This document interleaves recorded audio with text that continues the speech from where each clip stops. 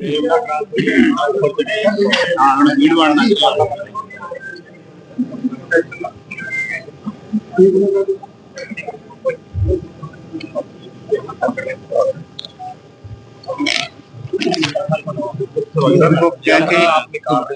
भटिंडा जिस ढंग से मेडिकल लाइन में अपनी प्रसिद्धि हासिल कर रहा है और जैसे लोगों को यहाँ इलाज के लिए लोग आ रहे हैं, मित्तल साहब ने अपनी माताजी के नाम से एक बहुत ही अच्छी व्यवस्था, पेशेंट के साथ जो अटेंडेंट आता है उसको भी सब प्रकार की सुविधाएं मिले और उसके लिए जो व्यवस्था की है वो वास्तव में सबसे ज्यादा सराहनीय है।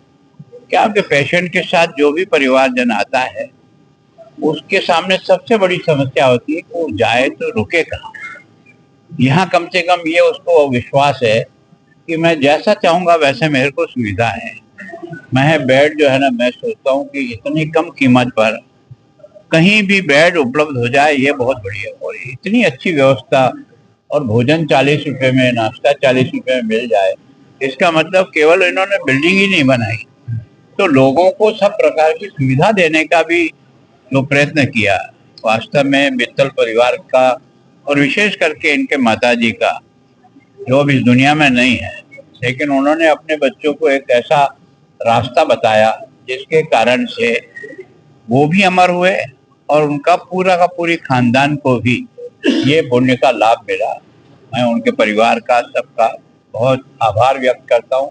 और यहाँ के जितने भी एम्स के डॉक्टर, मेरी सबसे बड़ी समस्या दिमाग में आई कि भाई कई बार डॉक्टर अच्छे होते हैं लेकिन कोई भी बड़े शहर छोड़ करके जाना नहीं चाहता। आपकी यहाँ की व्यवस्था के कारण से सब प्रकार के डॉक्टर, और किडनी ट्रांसप्लांट का काम भी यहाँ प्रारंभ हो गया, हर तरह की सर्जरी यहाँ हो रही है। तो मैं सोचता हूँ जो केवल और केवल पंजाब के एरिया को नहीं, राजस्थान की भी बहुत बड़ी संख्या में यहाँ एक तरह से सेवा उपलब्ध हो रही है। तो पीजीआई में जिस प्रकार से लोगों का दबाव रहता है, ये धीरे धीरे पीजीआई की उस एक तरह से फ्रिक्वेंसी है उसमें बहुत बड़ा मददगार खड़ा हो जाएगा। और एक तरह से पंजाब को भी ये स्वास्थ्य की सुविधा की दृष्टि से एक बहुत बड़ा प्रोजेक्ट जो मिला है, उसको उन्होंने उसी ढंग से इसका विकास किया। उनको बहुत धन्यवाद। सर, आप तो अभी यात्रा निकाल रहे हो, कितनी बड़ी समस्या नजर आ रही है आपको? देखो, मैं सोचता हूँ कि प्रयत्न करेंगे तो सफलता जरूर मिलेगी। और ये जो है ड्रग को नशा मुक्त करना, केवल और कानून और सरकार अकेली नहीं कर पाएगी, न मैं अकेला कर पाऊंगा।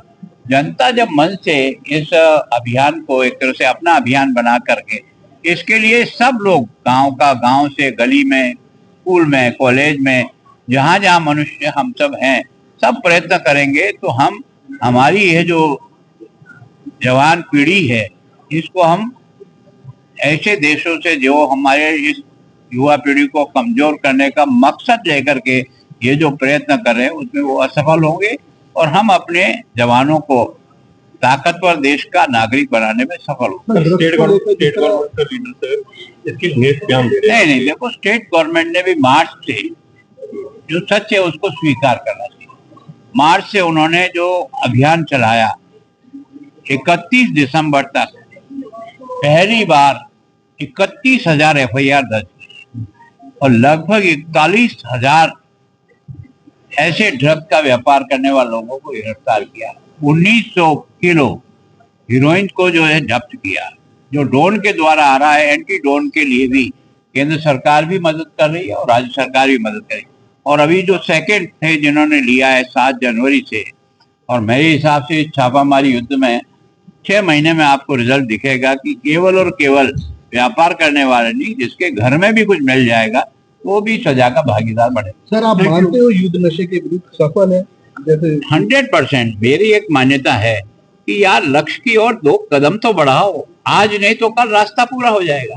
प्लीज